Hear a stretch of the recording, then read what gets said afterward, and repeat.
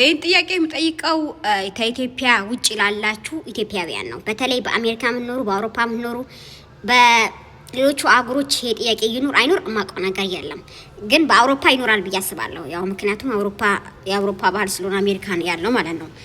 ጥያቄ ምንድነው? እሱ ራሳችሁን አይደንቲፋይ የምታደርጉት በምንድን ነው?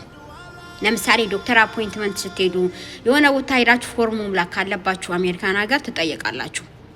ነጭ ናችሁ፣ ጥቁር ናችሁ፣ አፍሪካን አሜሪካን ናችሁ፣ ስፓኒሽ ናችሁ፣ ኤዥያ ናችሁ፣ አዘርም የሚል አለ።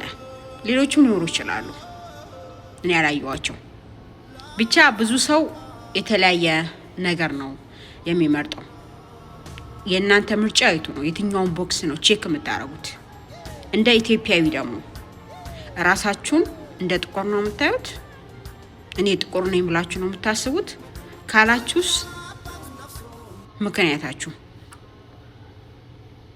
መግለጽ ትችላላችሁ ወይ? አይደለንም ካላችሁስ ምንድነው ምክንያታችሁ? ይሄን ነገር እንድትነግሩኝ ፈልጋለሁ።